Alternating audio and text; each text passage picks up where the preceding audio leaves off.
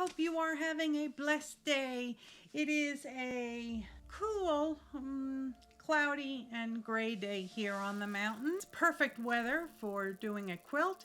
We are here to do our next project, and this one I got from Sue's over at Revelation Quilts. Please go over there, give her some love, tell her that I sent you, and let's get into it. Okay, we are at the cutting table. I found something on this package of charm squares that I got on Amazon, and I just wanted to give you a bit of a warning. If you see a sticker like this on a package from a reseller on Amazon, don't click on don't photograph this QR code and go to it. It's a scam website. There's no warranty or guarantee or user instructions on here. They just are trying to collect your information to sell it. So this is a scam. So if you see one of these things, because like I said, there is no warranty or guarantee or user instructions for a package of charm squares. All right, so let's get set up here. All right, this is the package that I am using. This project uses charm squares, which are 5-inch squares. And I found this on Amazon, and it has 100 different colors of fossil fern. So there are 100 different pieces of fabric in here. And we are taking 5-inch squares and we're stacking them. You can stack them as thick as you want. And what we're doing is we're cutting off a strip of 1.5 inch. Now these are, they are just a hair over 5-inch square. So I'm not trimming them down. I'm using them as they are. So we're cutting off a strip that is 1.5 inches thick. Then we are going to be making pairs like so. Make sure you can see. And we're sewing them on like this. And then once they're sewn together, we end up with these. And what we're doing at this point is we are trimming them down to 4.5 inches square. So this is a 4.5 inch ruler. And I'm old school. The acrylic rulers that I started with umpteen decades ago didn't have all this weirdness to them. So the lines kind of throw me off, because this is a 1, but it's at the 1/2 inch mark. So that kind of confuses me. But anyway, we're cutting these units down to 4.5 inches. And then we are sewing them together. And we're sewing them together in a pinwheel fashion. Like so.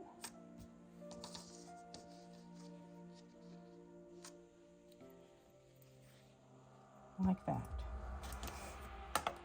And our resulting block will be this beautiful little pinwheel that is 8.5 inches square. And we're going to make as many as we want. Now over on Sue's channel, Revelation Quilts, she used 2 packages of charm squares. And that was 84 pieces. So she got 84 sub blocks, 84 of these. And it makes a nice wall size or baby quilt. So what I'm doing is I have 100 pieces here. So I'm going to use them all, and then I'm going to divvy them up. And, ooh, look at that. Isn't that beautiful? So I'm going to cut them all, and then I'll meet you over at the sewing machine so we can start sewing these. Again, we're taking a stack however thick you're comfortable cutting, and we're slicing off 1.5 inches off of the blocks. Let me make sure you can see.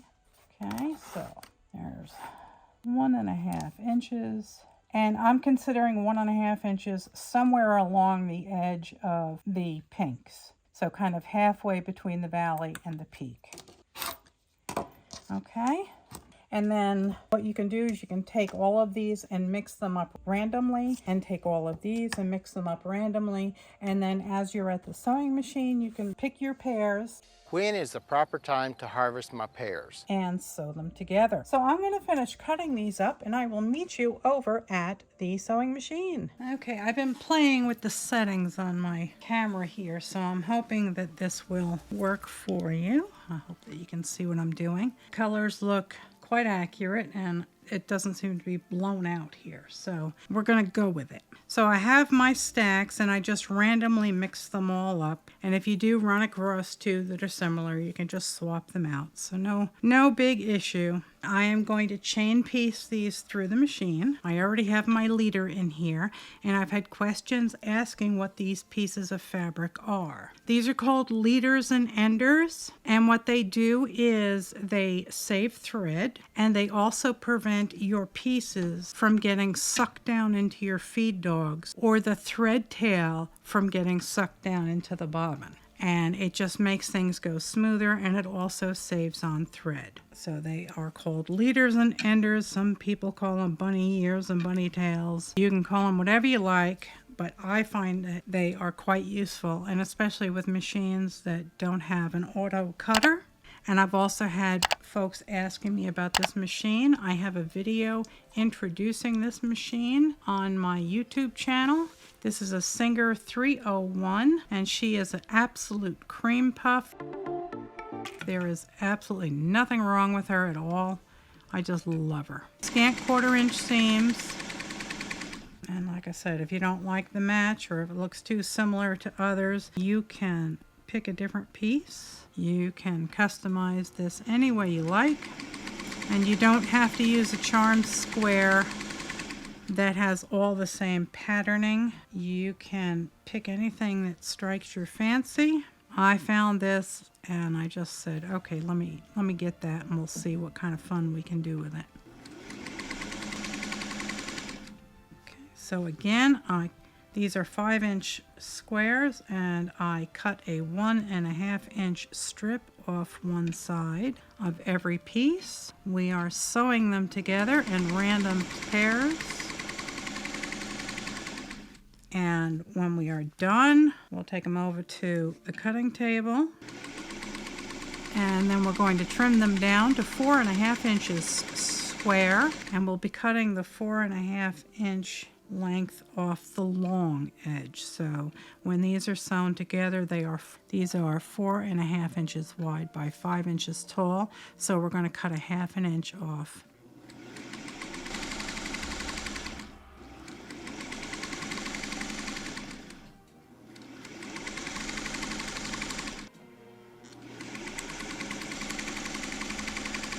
When I get done cutting or sewing all of these and trimming them down, they will get sewn together in a 4-patch style, creating a pinwheel with the thin pieces. And there are 100 pieces in this charm pack that I got.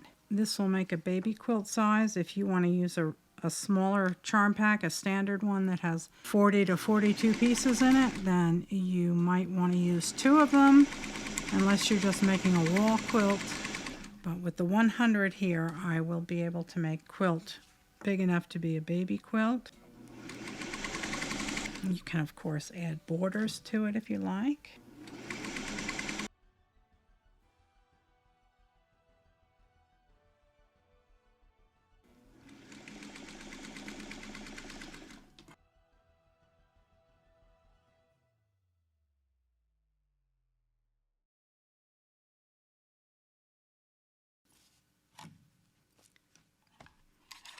And if you haven't seen one of these before, this is a chain stitch cutter, and you take a used rotary blade. When you buy these, they actually come with a rotary blade in them, but you put your used rotary blades in here, and it gives you 1, 2, 3, 4, it gives you 5 areas to cut apart your chain piecing, and then you can actually rotate it a wee bit and get 5 more new places.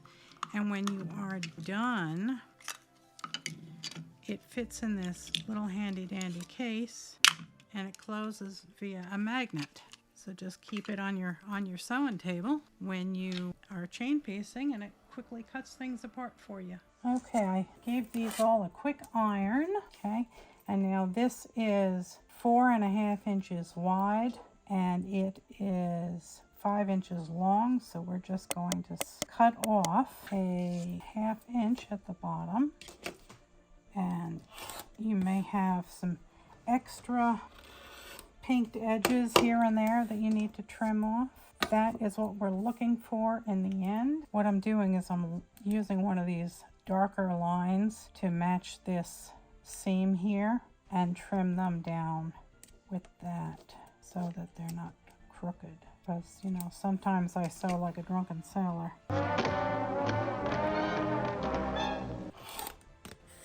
If we can make them straight, make them straight. Unless you're going for that kind of wonky look.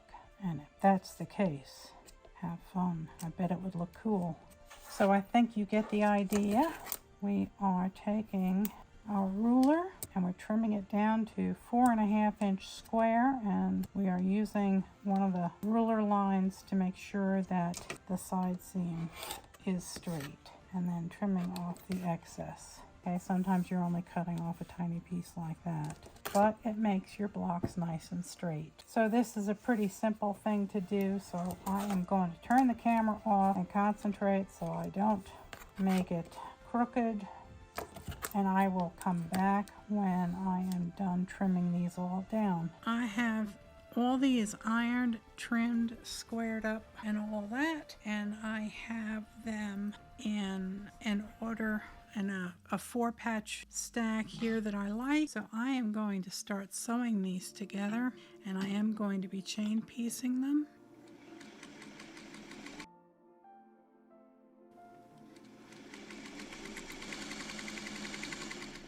Now if you lay your blocks out the way I have them here, you will easily be able to know where you left off should the phone ring or you get distracted by something. When you put the first 2 blocks together of the block and you put this right sides together on top of this, you're going to have a horizontal short piece here. On this side, this is the bottom piece, so this is vertical. So that will tell you where you left off. You'll know that if you left off with a horizontal, then you have to take from this next.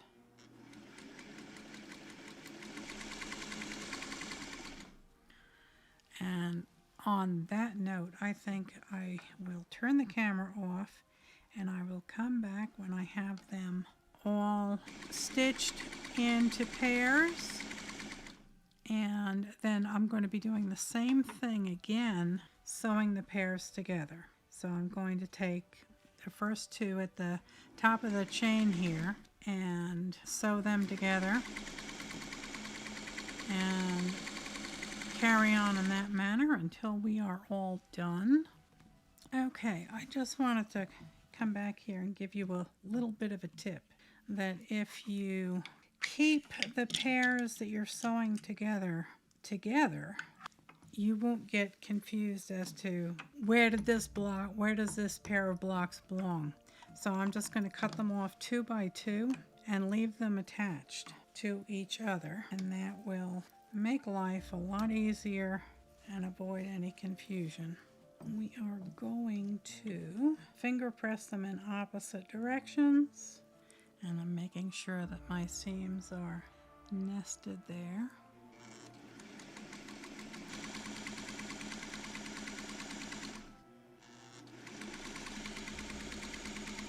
It's really a simple quilt, and it's going to look so nice when it's all up on the design wall. So I will come back after I have ironed all the blocks and have arranged them up on design wall. Nick off the first one here and show you, give you a little preview. There you have it. Well, here we are, YouTube. I think this is really pretty. There are 25 blocks. It's laid out 5 by 5, and I think it'll make a real sweet wall hanging or a baby quilt. Fossil fern is such a fun fabric. It looks so nice, and they make it in so many colors. There's more. I mean, this is just 100. And of course, I will web the top together. It should be real quick. It's 5 by 5. So here we are, YouTube. We're all done. We'll be sewing the blocks together using the webbing technique that I showed you in my last video. If you'd like to see that, please go to my quilting playlist and you'll find the video there. So this beautiful little quilt will make some little baby very, very happy. It's kind of small, it's square, but I think it would be perfect for a stroller, a baby seat, a car seat. So something like that, maybe a bassinet. So it is tiny, and then the baby can play on it on the floor later. And I love the colors, and I think that the baby would enjoy looking at all the colors. So I want to thank you all so very much for watching. I want to thank you for subscribing. If you haven't subscribed, please do subscribe to my channel. It lets YouTube know that you like my content, and then YouTube pushes it out to new people. So I would so appreciate it from the bottom of my heart if you would hit that subscribe button for me. And I want to thank you all so very much for watching, and I'll see you right back here at 70 Acres Studio with our next project very, very soon. Thanks so much for watching. God bless. Good night, Elizabeth. Good night, John Boy.